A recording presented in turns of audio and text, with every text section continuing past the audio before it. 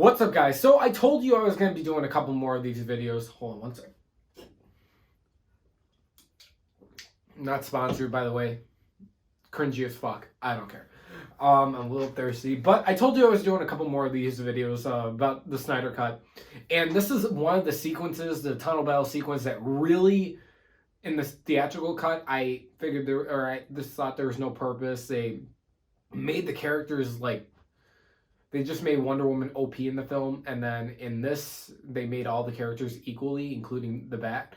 So I really want to break down this sequence and tell you guys why it's so much better, and it's in a pivotal role.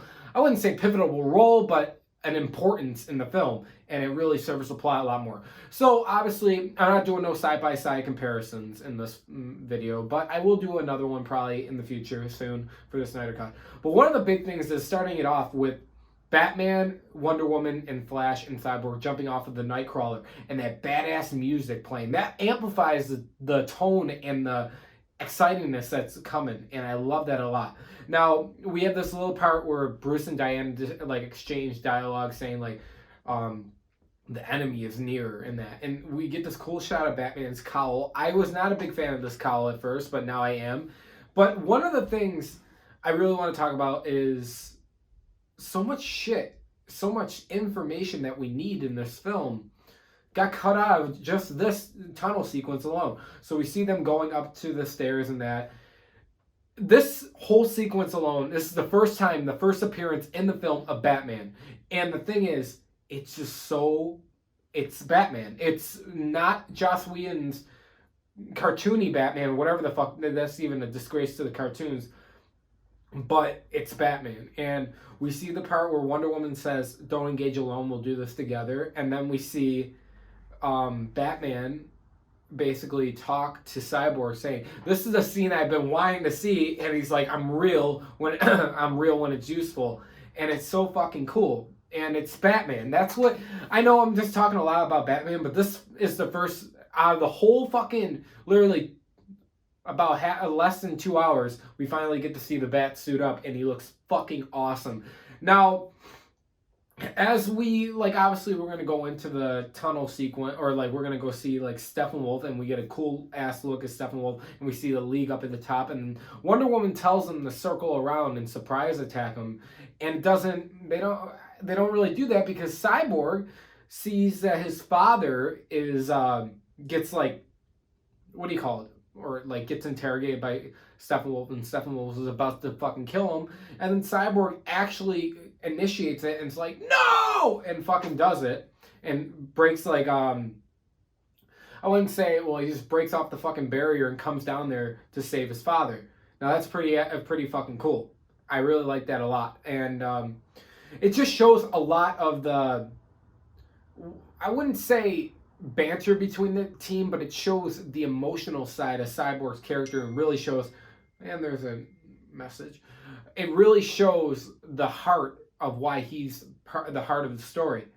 And the thing is Cyborg CGI looks a lot better this time around. It doesn't look like just a floating face. It really looks incredible. We don't have, and the thing about Steppenwolf doesn't say to him, "Oh, you were born of her, a creature of chaos." No, he's like, "Kill them both." That's just badass. It really makes me like this whole sequence a lot fucking better. And that's the biggest part for me. And so then, now we see Batman drop down and he disarms the gun from a parademon, which is pretty fucking badass. And one of the things I really like to say, though, is then we see Flash come in and he basically tells what the audience is thinking is, "This is not together." And then he fucking throws the parademon we didn't see into the wall. And the thing about Batman is he does get his ass kicked a little bit right in this sequence, but it's not as much as Joss Whedon did and made him into a joke and just getting his ass kicked completely. That's what I really do like, though, in the Snyder Cut, where it, the tone and everything is going into the tunnel battle. That's how it should be. This is how it should be. In the Whedon Cut, we didn't get all the tone. It just felt I would say a more mediocre action sequence. Then we see Flash running through the stairwell, making sure all the humans are fine. And then we see the parademon come back up, and this part was really cool. I actually really liked was when Batman gets his grapple gun knocked out of him, and then he gets thrown over to the side, and we see him obviously catch the grappling gun and fucking knock the parademon through the fucking door and then down through the fucking well and kicks him off of the fucking bridge, I guess you would call it. And then one of my favorite sequences finally gets the upper hand on the parademon, and then what happens is that he uses one of my favorite fucking ideas that Zack did was how you level the playing field for Batman in this film, and in this sequence particularly that the theatrical cut did not do. The theatrical cut just made him seem like he's useless. In this film, he's got the gauntlets that absorb the energy, and I love that so much because it makes it work. It like makes Batman seem cooler in that. So then we know how he's like deflecting them with his gauntlets, and then he ends up saying like, Alfred, celebrate later, Alfred, I need the Nightcrawler. And then we see that this is one of the things I really like about this film, or this sequence, is it's not as impactful in the theatrical cut, but in the Snyder cut, Wonder Woman gets a little of her ass kicked, and Batman saves her, and he's like, my turn. And that's just so fucking cool. Batman actually, in the tunnel battle sequence, saves Wonder Woman twice. In the film, he kind of saves her ass 3 times. There's once in the final battle, which I thought was cool. That's what I like to see. I love my Batman. And I love that part when he says, my turn. It's just awesome. Then we see what ends up starting to happen. One of my favorite sequences in this tunnel battle sequence in the theatrical cut, but I didn't like it that much there, but now I like it a lot better because the score amplifies it, is when Flash ends up running through and I guess you'd say tapping the sword towards Diana, and it looks so much better. The CGI looks a lot better, and it serves more of an importance in this film. And another thing with Steppenwolf, though, Steppenwolf is not a little bitch that cares about his mother so much in this film.